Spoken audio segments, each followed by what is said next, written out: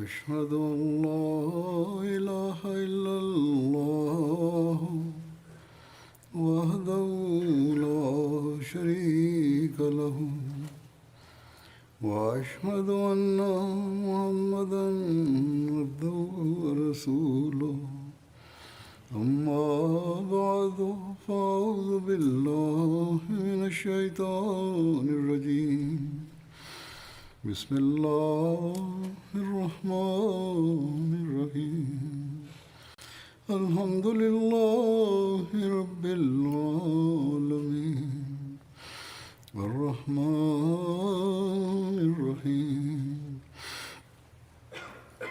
مالك يوم الدين إياك نعبد وإياك نستعين اهدنا الصراط المستقيم صراط الذين أنعمت عليهم غير المغضوب عليهم ولا الضالين.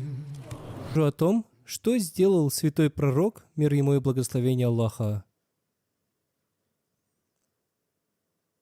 О том, что он сделал после переселения, а также я расскажу о некоторых походах, в которых он участвовал, и о тех, в которых он не участвовал. А также я расскажу о том, как готовились к этой войне мекканские неверные.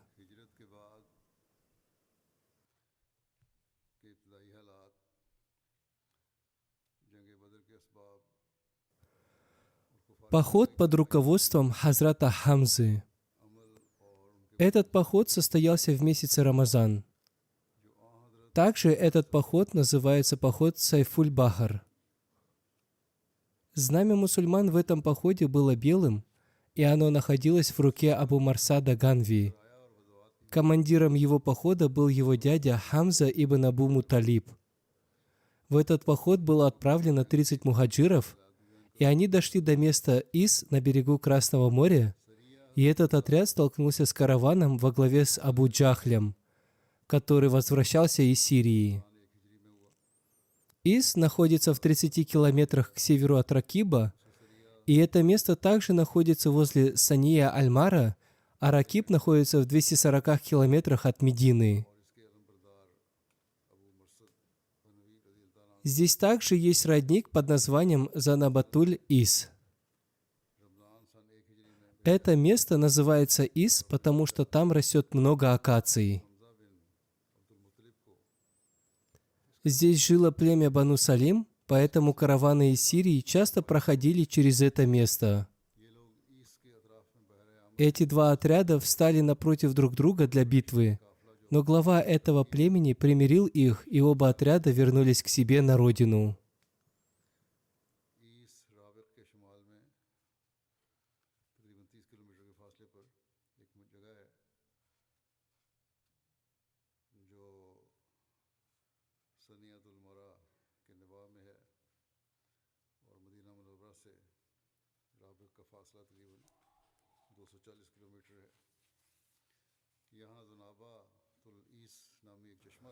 Поход под руководством Убайда бин Хариса.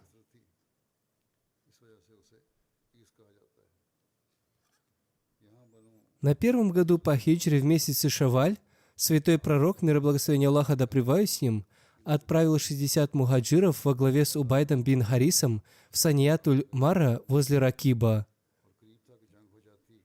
И там они столкнулись с отрядом из 200 воинов-курайшитов во главе с Абу Суфьяном.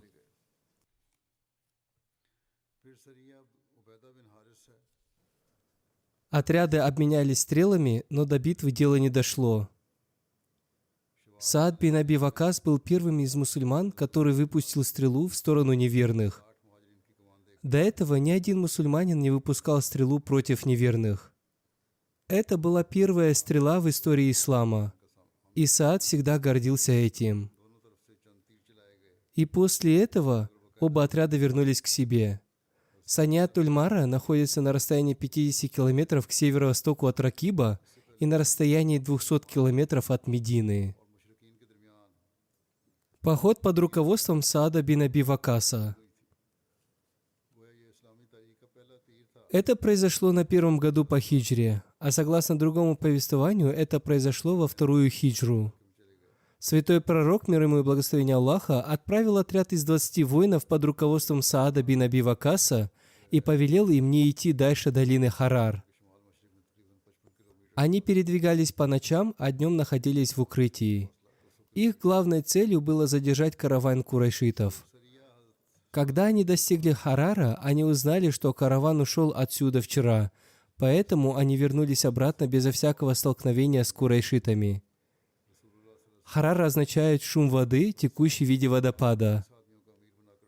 И это место находится возле Джаффы.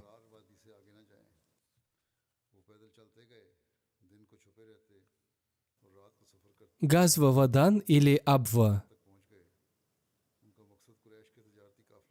На 2-м году по хиджре святой пророк, мир и благословение Аллаха да пребывает с ним, сам отправился в поход во главе отряда из 60-70 мухаджиров. Согласно исламскому историку Ибни Сааду, это был первый поход, в котором участвовал сам пророк Аллаха, мир и благословение Аллаха да пребывает с ним. Своим наместником в Медине он назначил Саада бин Абада. Главной целью этого похода было задержать караван курайшитов, но когда они достигли этого места, они узнали, что караван уже ушел оттуда.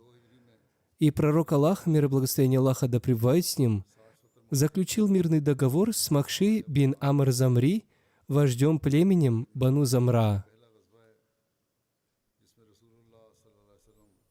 В этом договоре было написано, что племя Бану Замри не будет нападать на мусульман и не будет оказывать никакой помощи врагам мусульман. Пророк Аллаха, мир и благословение Аллаха да пребывает с ним, провел 15 дней в этом походе, находясь вне Медины. В книгах написано, что это место Вадан находится между Меккой и Мединой. А место Абва находится в 13 километрах от Вадана. Абва – это то место, где похоронена мать святого пророка, мир и благословение Аллаха да пребывает с ним. И Абва находится в 100 километрах от Джаффы. Я подробно рассказываю о всех этих местах, чтобы когда мусульмане Ахмади ездили в хадж или в умру, они уже знали подробности относительно этих мест.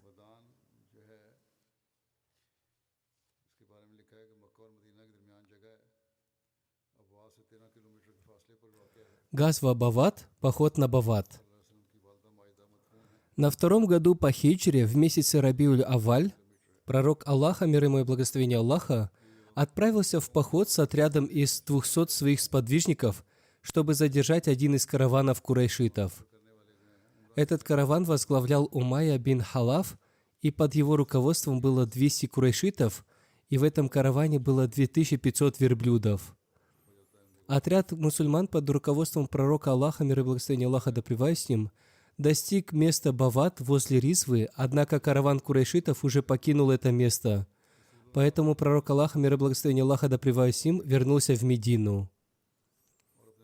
Знамя мусульман в этом походе было белым, и оно находилось в руках Саада бин Аби Вакаса. Место Бават – это 2 горы племени Джухейна, и оно находится на пути из Мекки в Сирию. И рядом с этим местом находится известная гора Ризва. Бават находится на расстоянии 200 километров от Медины. Газва Ашира. Пророк Аллаха, мир и благословение Аллаха да пребывает с ним, получил известие о том, что караван курайшитов вышел из Мекки, и жители Мекки все свои деньги вложили в этот караван, и всю прибыль от этого каравана они хотели использовать против мусульман. Поэтому пророк Аллаха, мир и благословение Аллаха да пребывает с ним, на 2-м году по хиджре в месяц Джумада аль-Ула, или согласно другому повествованию в месяце Джумада ас-Сани, с отрядом из 200 сподвижников выступил из Медины, и когда они достигли места Ашира, он узнал, что караван курайшитов уже покинул это место. Место Ашира находится между Меккой и Мединой возле места Янбу. Он на несколько дней остановился там и заключил мирный договор с племенем Бану Мадладж и племенем Бану Замра. И после этого он вернулся в Медину. И это был тот караван, для задержания которого во время его возвращения с Сирии пророк Аллаха, мир и благословение Аллаха да пребывает с ним, выступил с отрядом сподвижников, и впоследствии между ними произошла битва при Бадре. मक्के और मदीने के दरमियान बनु मुदलिज के इलाके में यम्बो के नवा में एक मुकाम का नाम मुशिया था। Газва Бадр-уль-Улла. आपने चंद रोज वहाँ क़याम फरमाया और बनु मुदलिज और बनु Через 10 дней после того, как пророк Аллаха, мир и благословение Аллаха да пребывает с ним, вернулся из Мекки в Медину, Карс бин Джабр напал на пастбище, на котором паслись верблюдицы мусульман. Узнав об этом, пророк Аллаха, мир и благословение Аллаха да пребывает с ним, выступил с отрядом сподвижников из Медины и назначил своим наместником Зайда бин Хариса. Пророк Аллаха, мир и благословение Аллаха да пребывает с ним, достиг долины Сафран возле Бадра, но Карс бин Джабр быстро покинул это место, и отряд мусульман не смог задержать его. И пророк Аллаха, мир и благословение Аллаха да пребывает с ним, вернулся в Медину. Поскольку мусульмане дошли до Бадра, поэтому этот поход называется Газва Бадр-уль-Улла. Обо всем этом написано в книге Сиратуль Халабия. Хазрат Мирза Башир Ахмад написал об этом следующее. Это нападение Карза бин Джабра не было подобно нападениям бедуинов, которые они совершали. Напротив, он специально совершил нападение с намерением причинить вред мусульманам, и вполне вероятно, что он хотел причинить вред лично святому пророку, мир и благословение Аллаха да пребывает с ним. Но когда он увидел, что мусульмане находятся на чеку, то, угнав только несколько верблюдов, он быстро вернулся обратно. Из всего этого стало ясно, что курайшиты решили покончить с мусульманами посредством таких постоянных нападений. Также надо помнить о том, что до этого нападения мусульмане уже получили разрешение с целью самообороны воевать против неверных, и они уже совершили несколько походов с целью своей защиты, но неверным посредством этих походов не было причинено никакого вреда. Однако Карс бин Джабр своим нападением причинил вред мусульманам.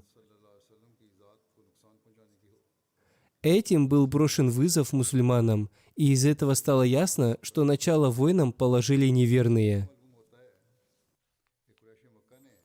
Поход под руководством Абдуллы бин Джахша. Для этой цели святой пророк, мир и благословение Аллаха да пребывает с ним, создал отряд из 8 мухаджиров и специально включил в этот отряд людей из разных племен курайшитов, чтобы им было легче узнать о тайных планах курайшитов. И он назначил своего двоюродного брата, Хазрата Абдуллаха бин Джахша, командиром этого отряда. Святой пророк, мир и благословение Аллаха да пребывает с ним, не хотел, чтобы об этом было известно кому-либо. И даже командиру этого отряда он не сказал, куда они отправляются. Он просто дал ему запечатанное письмо и сказал, что в нем есть указание о том, куда они направляются, и сказал, что вы будете ехать 2 дня, и затем вскроете это письмо, и в нем будет инструкция о том, что вам дальше делать, и после этого вы будете действовать согласно этой инструкции. Так что Хазрат Абдуллах и его отряд, последовав указанию своего вождя, отправились в поход, и через 2 дня они вскрыли это письмо, в котором было написано: «Поезжайте в долину Нахла, находящуюся между Меккой и Таифом, и собирайте информацию о замыслах и планах курайшитов и передавайте ее нам». В конце этого письма он дал наставление о том, что после того, как люди из этого отряда узнают о том, какие перед ними поставлены задачи, и кто-то из них захочет уехать, то не препятствуйте им в этом. Но когда Хазрат Абдуллах сообщил об этом членам своего отряда, то все они единогласно и с радостью согласились совершить это служение. Этот отряд направился в сторону долины Нахла. В пути Саад бин Аби Вакас и Утба бин Газван потеряли своих верблюдов, и поэтому они отправились на поиск своих верблюдов. А Абдулла бин Джахш отправился дальше в сторону долины Нахла. И там они увидели караван курайшитов с виноградом и шкурами животных. И в этом караване был также Амар бин Хазарми. Когда они увидели мусульман, они сильно испугались. Некоторые члены этого отряда даже побрили головы, чтобы люди подумали, что они совершают умру, малый хадж. Навстречу курайшитам вышел Акаша бин Мухсин, и когда они увидели его бритую голову, то они успокоились, решив, что эти люди пришли совершить умру. Некоторые из этих мусульман считали, что эти дни являются днями месяца Раджаб, который является последним из запретных месяцев. И согласно давней арабской традиции, в это время было запрещено воевать.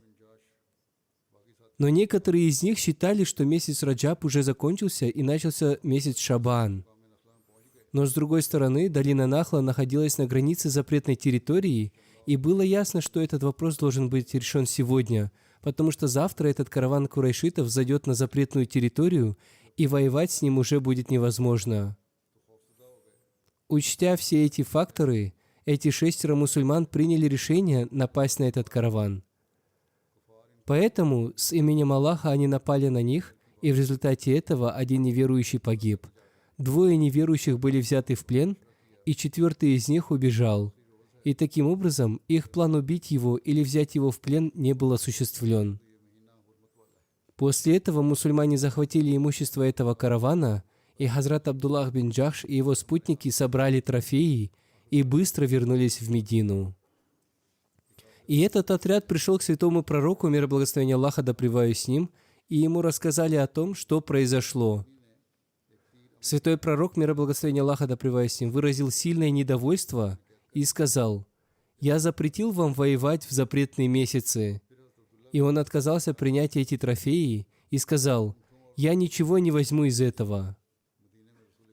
То, что мусульман обвиняет в том, что их главной целью было грабить курайшитов, это неправильно, потому что если бы это было так, то пророк Аллаха, мир и благословение Аллаха да пребывает с ним, похвалил бы их. Но он, напротив, сказал им, что они поступили неправильно. С другой стороны, курайшиты также подняли шум о том, что мусульмане нарушили святость запретных месяцев, и тот человек, которого убили, Амр бин Аль-Хазарми, был одним из лидеров Мекки и был союзником Утба бин Рабия. Все это разожгло огонь враждебности курайшитов, и поэтому они еще более активно стали готовиться к войне и нападению на Медину. Одним словом, это событие стало причиной многочисленных разговоров о том, что мусульмане совершили нападение в запретный месяц. И в связи с этим Аллах ниспослал откровения.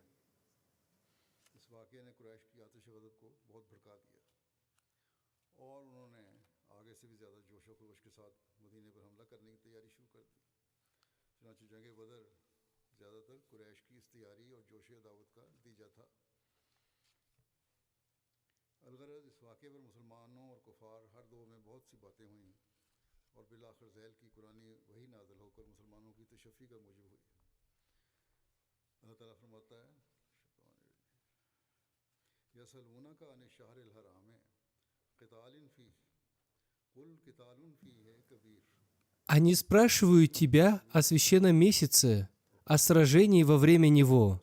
Скажи, сражение во время него – великий грех, но отвращение от пути Аллаха и неверие в него, и отвращение от священной мечети и изгнание из нее обитателей ее – более великий грех пред Аллахом, а смута еще больше, чем убийство. И они не перестанут сражаться с вами до тех пор, пока не отвратят вас от религии вашей, если смогут они.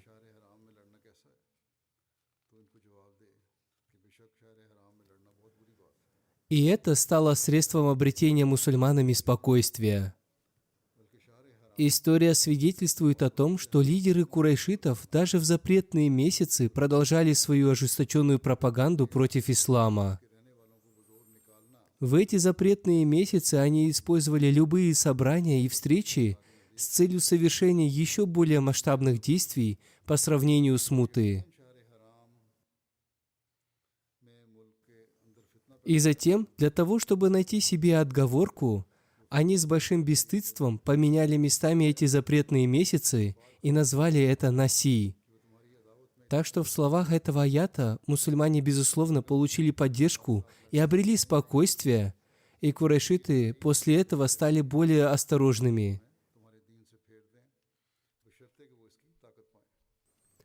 В это же время несколько человек из Мекки пришли в Медину, чтобы освободить двух своих людей, которых мусульмане взяли в плен. Но поскольку Хазрат Саад бин Аби Вакас и Утба бин Газван еще не вернулись, святой пророк, мир и благословение Аллаха да пребывает с ним, очень опасался за них, что если курайшиты захватят их, то они не оставят их в живых.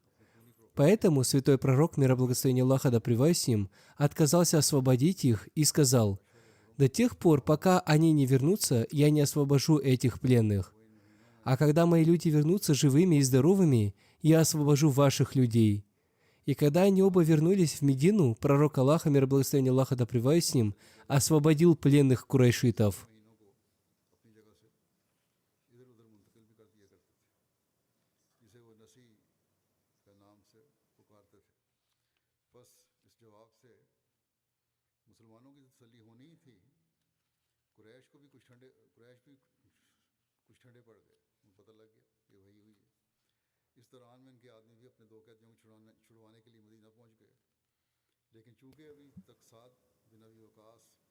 Газва Бадруль-Кубра. В Священном Коране эта газва, поход, называется Ямуль-Фуркан. Первый халиф обетованного Мессии написал, что Ямуль-Фуркан, днем развлечения для пророка Аллаха, мир и благословение Аллаха да пребывает с ним, был день битвы при Бадре, потому что в этот день были убиты вожди его великих противников, и мусульмане одержали победу. Еще в одном месте, давая толкование слова «фуркан», он сказал: «Из Корана я понял, что фуркан – это такая победа, которая ломает врагам позвоночник, и это был день битвы при Бадре». Эта газва имеет также название Бадру-Уссания, а также Бадруль-Узма и Бадруль-Киталь.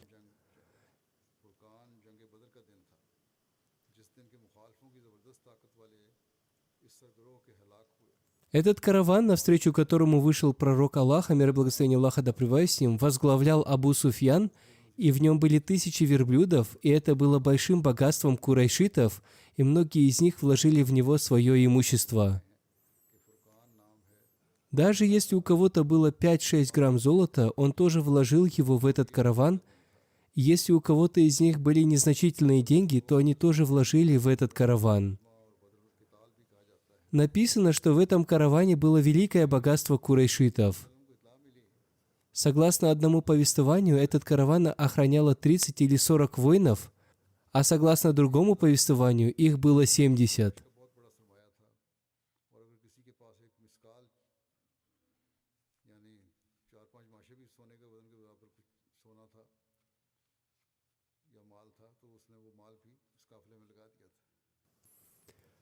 Это был тот караван, который хотел задержать пророк Аллаха, мир ему и благословение Аллаха, когда он отправился в Сирию. Но когда мусульмане достигли места Ашира, они узнали, что караван уже покинул это место. Этот поход был в месяце Джумада-уль-Ула или в месяце Джумада-уль-Ахир на 2-м году по хиджре.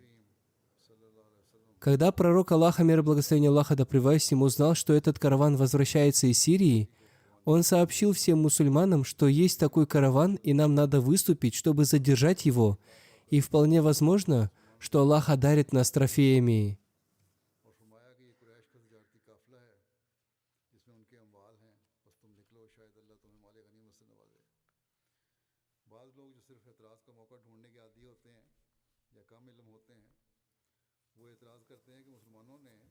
Некоторые малознающие люди, которые всегда ищут повод для обвинений в адрес ислама, выдвигают обвинения, что в Медине мусульмане начали грабить все караваны.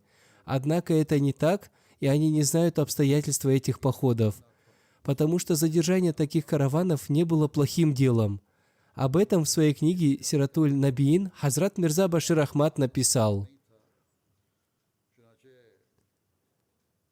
задержание такого каравана не дает повода для обвинений, потому что все курайшиты вложили все свои деньги в этот караван для того, чтобы использовать прибыль от этого каравана против мусульман. Историей доказано, что прибыль от этого каравана они использовали для подготовки к битве при Ухуде. Поэтому задержание таких караванов было военной стратегией. इसके मुतालिक रऊसाए कुरैश की ये नीयत थी कि इसका मुनाफा मुसलमानों के खिलाफ जंग करने में इस्तेमाल किया जाएगा। चुनांचे तारीख से साबित है कि यही मुनाफा जंग उहद की तैयारी में सर्फ किया गया। बस इस काफिले की रोकथाम तदाबीर जंग का जरूरी है। Во-вторых, задержание таких караванов было необходимо, потому что эти караваны охранялись вооруженными воинами, и они всегда проходили вблизи Медины, и мусульмане постоянно беспокоились о том, что они могут напасть на Медину. И еще, где бы ни останавливались эти караваны, они везде подстрекали людей против мусульман, поэтому для самообороны было необходимо задерживать эти караваны.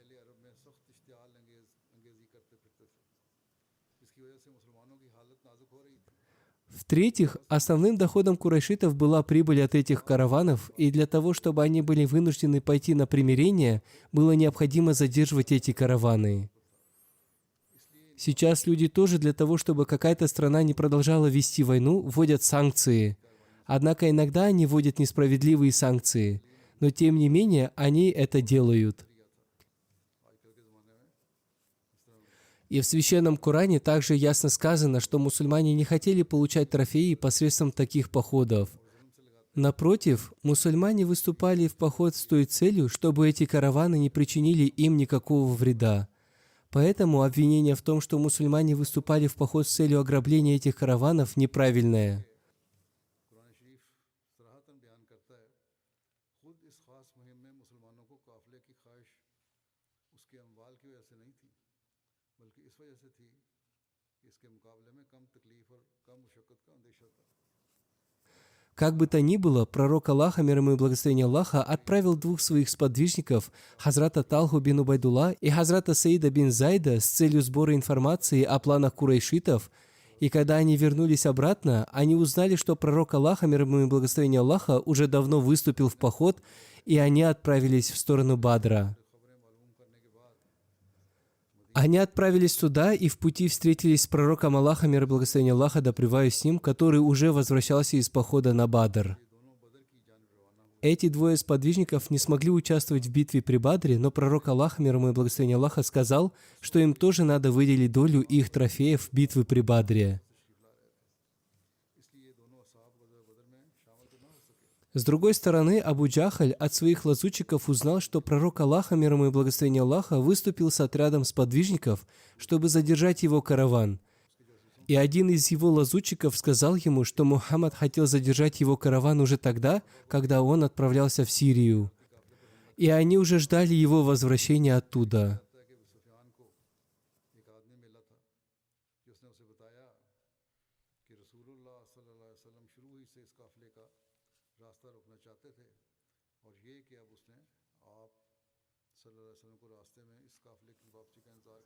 Услышав об этом, Абу Суфьян очень испугался, и он нанял одного человека по имени Замзам бин Амар Гафари, чтобы он быстро отправился в Мекку и сообщил об этом ее жителям.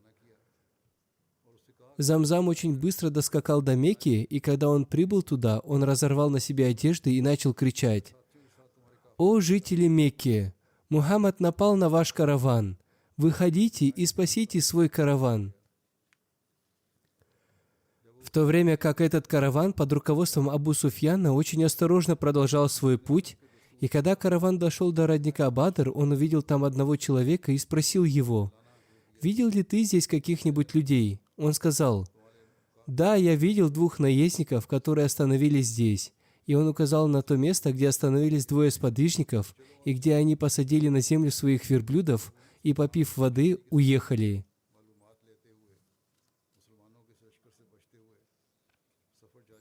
Абу Суфьян подошел к тому месту, где сидели верблюды, и начал прощупывать верблюжий навоз, и, обнаружив в нем финиковые косточки, Абу Суфьян сказал: «Клянусь Аллахом, этим кормят своих верблюдов жители Ясриба». Они приехали из Ясриба и были лазутчиками Мухаммада. Поэтому Абу Суфьян отклонился от своего маршрута и продолжил свой путь вдоль берега океана, быстро двигаясь в сторону Мекки.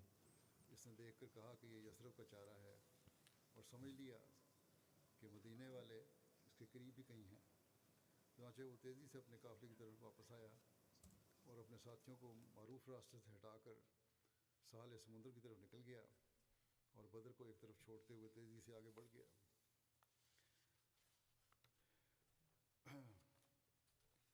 इस बारे में आतका बिन अब्दुल मुत्तलिब का एक अजीब ख्वाब भी है। В связи с этим Атика, дочь Абдуль-Муталиба, тоже видела один сон, который позже исполнился точь-в-точь. Атика была матерью Хазрата Уми Саламы и тетей пророка Аллаха, мир и благословение Аллаха да пребывают с ним. Есть разные мнения относительно принятия ею ислама. Некоторые говорят, что она приняла ислам, но большинство говорят, что она не приняла ислам.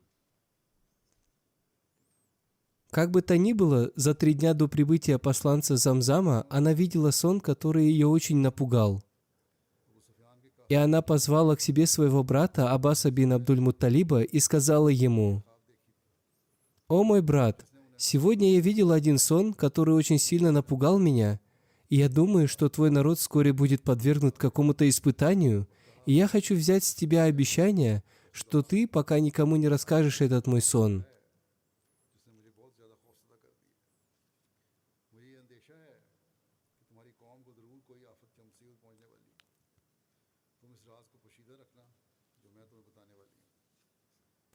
В одном повествовании говорится, что сначала она взяла обещание об этом у Ибн Аббаса и потом рассказала ему свой сон, потому что она думала, что курайшиты будут порицать ее, и он очень сильно обеспокоит их. Атика сказала, что она видела во сне, что один человек находится в долине Аптах, сидя на своем верблюде. Долина Аптах находится между Меккой и Миной, ближе к Мине. И этот человек громким голосом кричал: «О, люди! В течение 3 дней выходите к своему месту сражения». Люди начали собираться вокруг этого человека, и потом он пришел к дому Аллаха, к Каабе, и люди пошли за ним и встали вокруг него. Потом его верблюд оказался на крыше Каабы, и он, сидя на своем верблюде, еще раз громко прокричал: «О, люди! В течение 3 дней выходите к своему месту сражения». Потом его верблюд оказался на вершине горы Абу-Кубайс. Это известная гора на востоке Мекки. И там он еще раз прокричал эти же самые слова. Потом он столкнул с вершины горы большой камень, и когда он катился вниз, он превращался в мелкие камни. И каждый камень попал в каждый дом Мекки. Не осталось ни одного дома, в который не попал бы камень.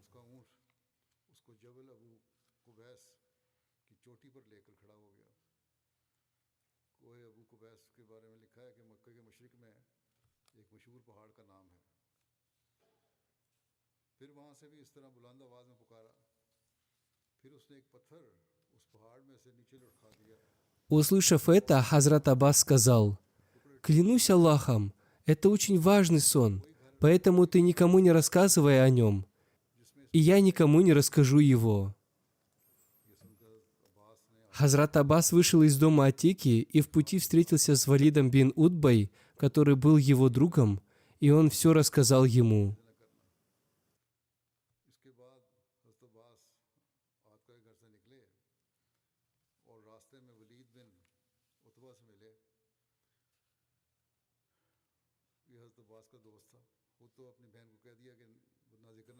При этом Хазрат Аббас сказал ему, чтобы он никому не рассказывал об этом. Когда появляется какой-то слух, то он очень быстро распространяется. Валид рассказал об этом сне своему отцу, и таким образом это настолько быстро распространилось в Мекке, что где бы ни сидели 2 человека, они говорили только об этом.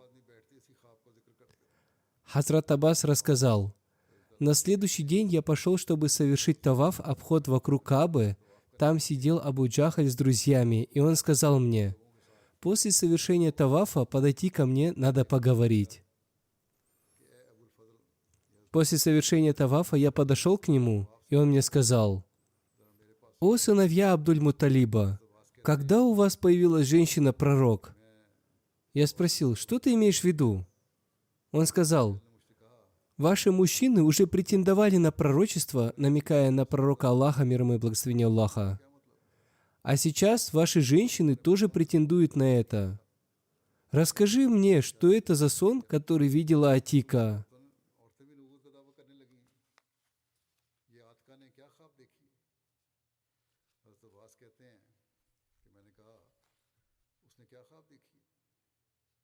अबू जहल ने कहा, वो कहती है कि मैंने एक शख्स Я сказал, какой это сон она видела? Абу Джахаль сказал, она видела во сне, что один человек, сидя верхом на верблюде, призывает нас к сражению. Потом он сбросил камень с вершины горы и так далее. Таким образом, Абу Джахаль полностью рассказал мне ее сон. И потом Абу Джахаль сказал, мы ждем 3 дня, и если этот сон окажется правдивым, то это нормально. В ином случае мы повесим на Каабе объявление о том, что вы являетесь самыми лживыми людьми из всех арабов. Услышав об этом, клянусь Аллахом, я почувствовал себя бессильным и стал отрицать, что Атика видела такой сон. Потом все люди ушли, и вечером, когда я пришел домой, ко мне пришли все женщины из семейства Абдуль-Муталиба, и они мне сказали, «Этот порочный и нечестивый человек сначала порицал наших мужчин, но ты терпел это. Потом он порицал наших женщин, но ты все равно терпел. Почему ты не ответил на его слова? Где твоя ревность?» Они пробудили во мне ревность, и я сказал им, «Клянусь Аллахом, я поступил именно так, как вы сказали, и я совершил самый большой грех. Клянусь Аллахом, я снова пойду к Абу Джахлю, и если он снова скажет мне такие слова, то я отомщу ему».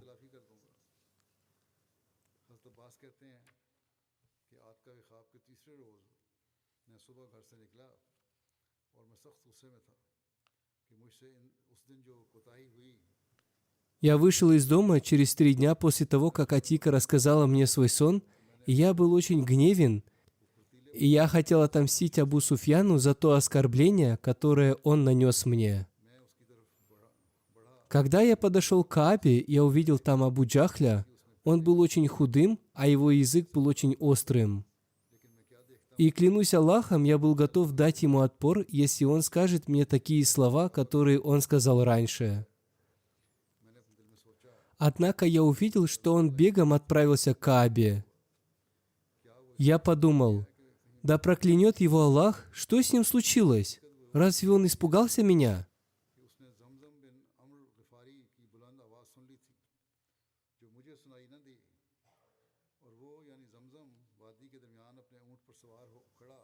Но дело было в том, что он уже услышал голос Замзама Амар Гафария, посланца Абу Суфьяна, которого я еще не слышал. Замзам начал кричать, остановившись в долине. И он отрубил нос и уши у своего верблюда, повернул седло на своем верблюде и, порвав на себе рубаху, стал громко кричать: «Спасите караван! Спасите караван! Во главе с Абу Суфьяном, в котором ваше имущество! Мухаммад и его сподвижники уже напали на него. Я не думаю, что вы успеете оказать помощь каравану, поэтому спешите как можно быстрее».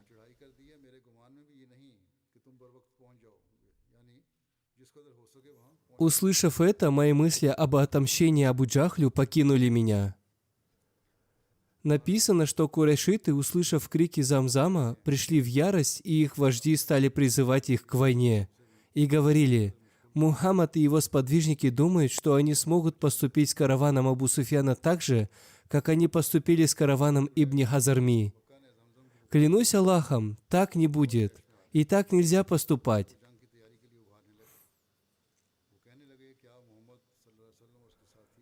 О караване Амр ибн Хазарми я уже рассказал в повествовании о походе под руководством Абдуллы бин Джахша. В этом походе Хазарми был убит, и все его имущество мусульмане взяли в качестве трофеев. Как бы то ни было, курайшиты начали готовиться к войне. Многие из них участвовали в ней сами лично, но тот из них, кто не смог участвовать, дал деньги другому человеку, чтобы он участвовал за него. Один вождь сказал: «Разве вы позволите Мухаммаду, его сподвижникам и жителям Ясриба, чтобы они разграбили ваше имущество? Если кто-то из вас нуждается в имуществе, он может взять мое имущество.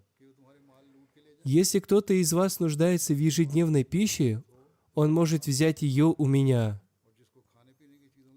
Кто-то из них дал на войну 200 динаров, кто-то 300, кто-то 500. Один из них дал 20 верблюдов. И некоторые люди взяли на себя обязательство гарантировать обеспечение семей воинов, ушедших на войну. Если кто-то не смог поехать на войну, он отправлял вместо себя другого человека. И таким образом, в течение 3 дней они были полностью готовы к войне. Надо помнить, что Абу Суфьян попросил оказать ему помощь немедленно, однако они отправились к нему на помощь в течение 3 дней. Это доказывает, что они жаждали войны с мусульманами. Если бы они хотели только спасти караван, то они взяли бы самое первое, что им попалось в руки, и сразу бы выступили. Однако они выступили с целью войны с мусульманами.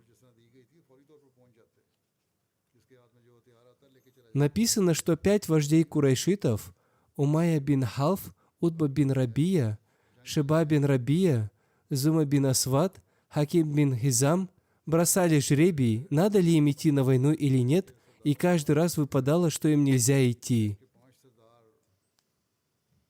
И они решили, что им не следует идти на войну. После этого они посетили Абу Джахля, и он уговорил их, что надо идти на войну. И в этом его поддержал Укба бин Абу Маид и Назар бин Харис. Раб Утбы и Шуайбы сказал им: «Клянусь Аллахом, вы отправитесь к месту своего убийства». Услышав это, они решили не идти на войну. Но при этом сказали: «Хорошо, сейчас мы выступим, но если нам что-то не понравится, то мы вернемся прямо с пути».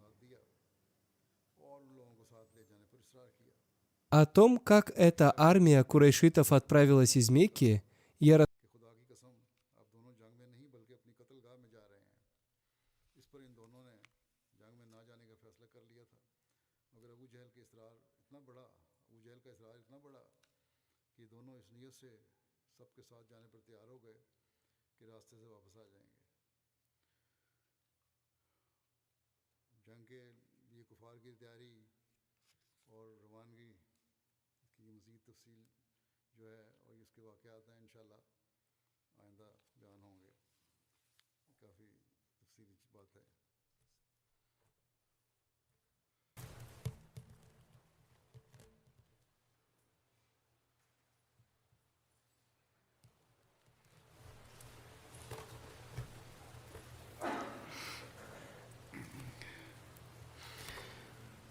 الحمد لله الحمد لله الحمد لله نحمده ونستعينه ونستغفره ونؤمن به ونتوكل عليه ونعوذ بالله من شرور أنفسنا ومن سيئات أعمالنا من يهده الله فلا مضل له ومن يضلل فلا هادي له ونشهد أن لا إله إلا الله ونشهد أن محمدا عبده ورسوله عباد الله رحمكم الله إن الله يأمر بالعدل والإحسان